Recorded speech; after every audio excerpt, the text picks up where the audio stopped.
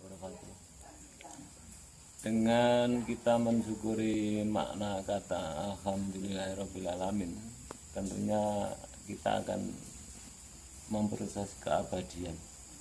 Dimana kalau dalam 3 turunan dari keabadian itu, 1 secara ayat qainiyah, 2 ayat qainiyah, 3 ayat hati. Kita mensyukuri dan merespon atas dirawuhkan setiap akhir pekan, setiap minggu beliau Dr. Prof.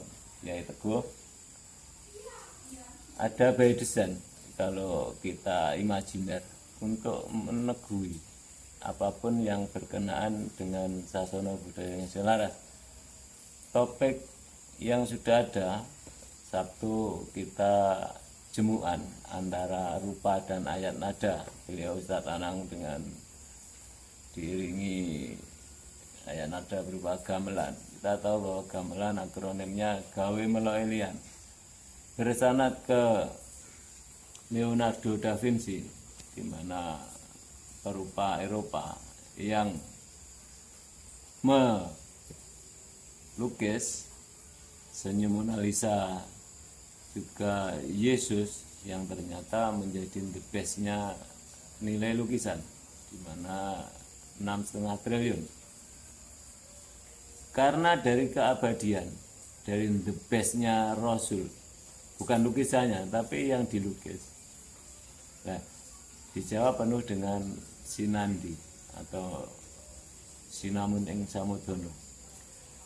Dengan Prof. Sam, Rektor Yayan Bengkalis, yang kami detek Bengkalis itu di wilayah Kepulauan Riau. Jadi beliau pernah menyampaikan ada forum rektor ASEAN, Malaysia, Singapura, Thailand, dan beliau sering menjadi narasumber yang setiap Senin dalam jurnalnya wajib memberikan isian jurnal. Yang terakhir dengan kolom betuah kami detek di kamus atau di apapun, ternyata itu berasal dari akronim Jawa Dipo. Betuah itu benda tuah. Apa itu benda tuah? Benda tua adalah turunan dari yang maha tua. Siapa yang maha tua? Tentunya Zat Azali, atau kalau yang Tuhan atau Allah. Apa itu tua? Dalam Kamus Besar Bahasa Indonesia, mustika adalah benda yang punya tuah atau khasiat yang tidak rusak, tersentuh oleh bakteri tanah. Jadi ada nilai keabadian, ada nilai tahan lama. Allah memaklumatkan keaulahannya pada Rasul-Rasulnya, dan terakhir ke Rasul Muhammad. Kita di daerah tropis ini mendapatkan anugerah yang istimewa berupa isen-isen bumi, baik itu tumbuhan, beraneka ragam tumbuhan, hewan-hewan, air, udara. Ketika dulu di Eropa mengalami krisis rempah-rempah, itu sampai mengeksplor di permukaan bumi. Ditemukanlah rempah-rempah yang mulai di India sampai ke Nusantara, yang ternyata dulu harga rempah-rempah per gramnya atau per kilonya itu melebihi harga emas. Itulah diantara anugerah yang ada di Nusantara. Kembali ke topik, untuk merespon kolom betuah yang kami sudah menyiapkan 2 menu. Menu dari langit yang berlafaz meteorit yang berbentuk wajah berlafaz Allah, dan yang dari bumi, dari jamur yang berbentuk lafaz Muhammad. Kita karena ada master akademisi, itu kita perlu pencerahannya. Dipersilahkan.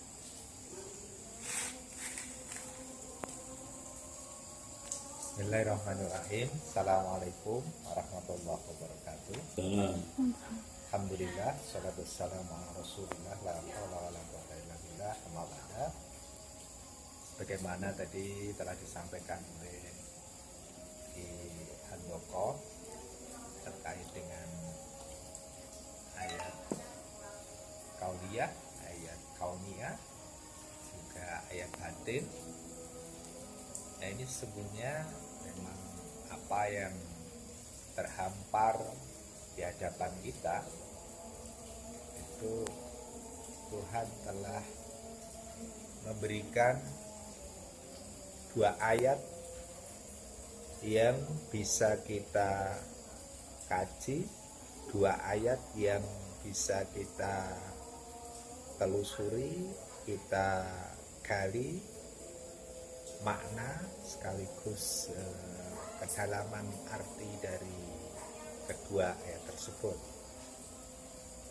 Yang pertama adalah ayat Aulia berupa firman dari Allah Subhanahu wa taala, dari Tuhan yang Maha Esa, yang telah diberikan melalui malaikat Jibril kepada Rasul Muhammad Sallallahu Alaihi Wasallam, yang kemudian bisa kita kaji, bisa kita pelajari, dan bisa kita gali makna yang terkandung di dalamnya. Salah satu ayatnya Allah menegaskan bahwa sesungguhnya di dalam penciptaan langit dan bumi dan juga perubahan malam dan siang hari ini merupakan tanda-tanda kekuasaan Allah, kekuasaan Tuhan bagi orang-orang yang mau berpikir. Nah, dari sinilah kemudian kita juga bisa mengambil makna dari apa yang terhampar di hadapan kita berupa ayat kauniyah, ayat yang tercipta. Jadi tanda-tanda kebesaran Tuhan yang diciptakan olehnya. Nah, secara garis besar kita pahami bahwa ayat kauniyah itu mencakup dua hal pokok. Yang pertama yang terkait dengan hal yang tempatnya itu jauh dari kita atau transenden, artinya jangkauan fisik kita itu memang sangat jauh jaraknya dari ayat kauniyah itu. Inilah yang kemudian disebut dengan benda-benda langit, termasuk di dalamnya adalah meteorit. Nah, ini termasuk ayat kauniyah yang transenden, yang jaraknya jauh dari kita. Dan sekaligus Tuhan juga memberikan ayat-ayat yang kauniyah yang diciptakan dan sangat dekat dengan kita, bahkan imanen dengan diri kita. Nah, ayat-ayat yang kauniyah yang dekat dengan kita itu sesungguhnya juga termaktub di dalam 8 unsur alam itu, yang dengan sendirinya bisa dijadikan sebagai sifat yang baik dan perlu diteladani oleh manusia sebagai unsur fisik, atau bisa dikatakan bahwa unsur mikrokosmos dari diri manusia yang bersifat bendawi, yang fisikly. Jadi ada unsur buminya, ada unsur bebatuannya, ada unsur apinya, ada unsur udaranya dan sebagainya. Nah, ini sesungguhnya ada juga di dalam diri kita. Itu yang yang berhubungan dengan ayat kauniyah dan dekat dengan diri kita, atau bisa kita katakan sebagai sesuatu yang imanen dalam diri kita. Nah, dari kedua ayat tadi itu sesungguhnya juga Allah memberikan satu ayat lagi yang ada di dalam diri manusia, di dalam unsur terdalam. Jadi unsur terdalam dalam diri manusia yang kemudian kita pahami, kita sebut sebagai ayat batiniah, ayat batin kita, unsur batin kita. Nah, karena yang bersifat unsur batiniah ini versi dari Hatim Al-Asom itu menyebutkan bahwa di dalam diri manusia itu ada 3 unsur yang kemudian nanti akan kembali kepada asalnya. Yang pertama adalah unsur roh dalam diri manusia.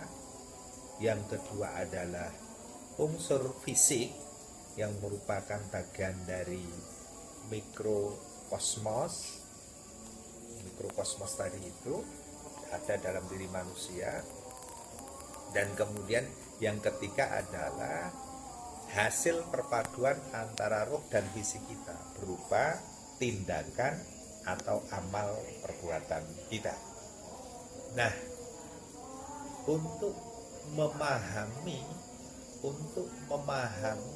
unsur ayat kauniyah, unsur fisik, unsur alam ini tentu yang ada di dalam diri kita, unsur rohnya ini yang harus dilatih dan diperkuat kemampuannya. Jadi bukan yang unsur fisiknya. Karena kalau unsur fisiknya yang ada di dalam diri manusia ini nanti akan menyatu dengan bumi, ya, dengan alam ini, dengan bumi yang kita pijak. Itu kalau unsur fisiknya. Tetapi kalau unsur rohnya inilah yang memang ini merupakan tiupan bagian dari wa nafakhtu fihi mir ruhi, kemudian kami tiupkan ke dalam jasad manusia itu berupa ruhku, inilah yang akan kembali kepada Tuhan. Nah, ini mengandung makna bahwa di dalam diri manusia itu ada unsur makrokosmosnya.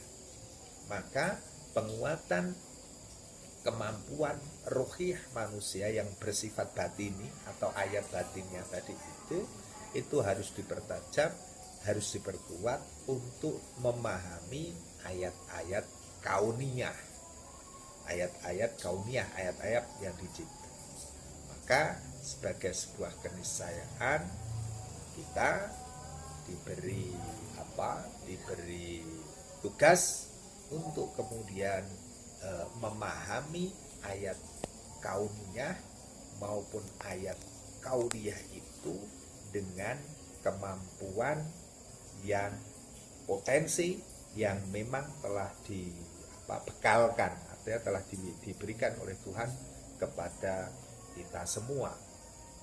Yang perlu juga kita pahami bahwa setiap diri kita itu di dalam mengejawantahkan kemampuan ruhiyah, ayat batiniah di dalam diri manusia dengan kemampuan fisiknya, ini kadang-kadang kurang berimbang. Nah, keseimbangan antara keduanya ini memang diperlukan guna memahami kedua ayat sekaligus. Nah, keseimbangan di antara keduanya ini adalah merupakan posisi wasatiyah, posisi yang paling ideal bagi keberlangsungan bahkan keabadian hidup manusia itu sendiri. Oleh karenanya maka patut terus kita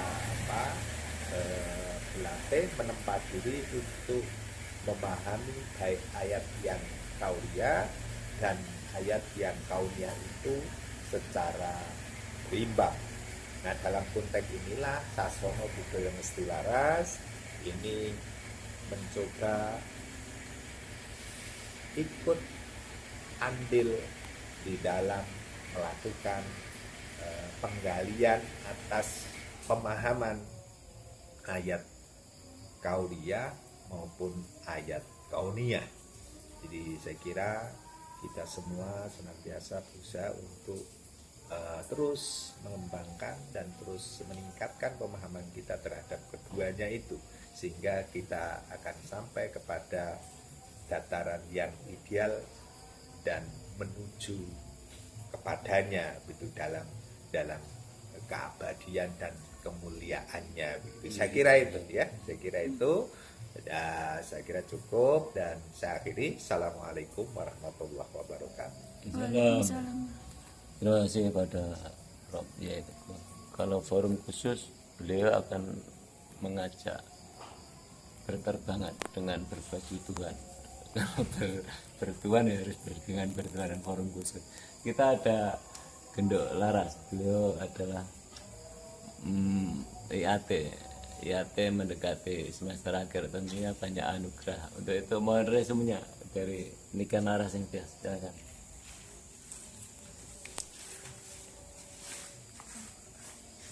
Assalamualaikum warahmatullahi wabarakatuh. Alhamdulillah pada malam ini telah mendapatkan begitu banyak pencerahan baik dari Bapak Handoko maupun dari Bapak Teguh, yang mana ini tadi dibahas mengenai ayat kauniyah, ayat kauliyah, dan juga ayat hati atau batiniah itu tadi. Berkaitan dengan ayat kauliyah, di dalam Al-Quran tersebar beberapa ayat yang mana saya mengutip sebagaimana yang telah dikirimkan Bopo dalam grup tadi. Ada Quran surah Ar-Rahman ayat 6 yang berbunyi Bismillahirrahmanirrahim, wan najmu wasyajaru yasjudan, yang artinya dan tumbuh-tumbuhan dan pohon-pohonan kedua-duanya tunduk kepadanya. Kemudian ada juga Quran surah At-Tariq ayat 3, an-najmu tsaqib, yaitu bintang yang cahayanya menembus. Kemudian ada Quran surah An-Nahl ayat 16, wa'alamati wa bin najmi hum yahtadun, dan dia ciptakan tanda-tanda yakni petunjuk jalan, dan dengan bintang-bintang itulah mereka mendapatkan petunjuk. Ada juga Quran surah An-Najm ayat 1, wan najmi idza hawa, demi bintang ketika terbenam. Dan tentunya masih banyak lagi ayat-ayat mengenai ayat kauliyah yang tersebar di dalam Al-Quran. Mungkin itu saja yang dapat saya sampaikan. Ada kurang lebihnya mohon maaf. Wassalamualaikum warahmatullahi wabarakatuh. Waalaikumsalam. Barusan Bang Wildan datang karena segelas aqua ini, air, kalau di padang pasir ada climate change, perubahan iklim, ini mengalahkan segalanya. Air adalah kebutuhan pokok bagi, jadi yaitu sudah jasmani, ada ini makanan jasmani. Ini kebetulan biarpun gini tapi ini didobeli oleh beliaunya ayat kauliyah bulan khusus ya, dan minum. Jadi kita mengucapkan bersyukur, dan tentunya untuk Bang Muhammad dan lain-lainnya, ini sudah narasi yang kafah hanya tinggal meresum-resum, dan ternyata Laras juga terbukti bisa menyertainya. Terima kasih. Assalamualaikum warahmatullahi wabarakatuh. Waalaikumsalam.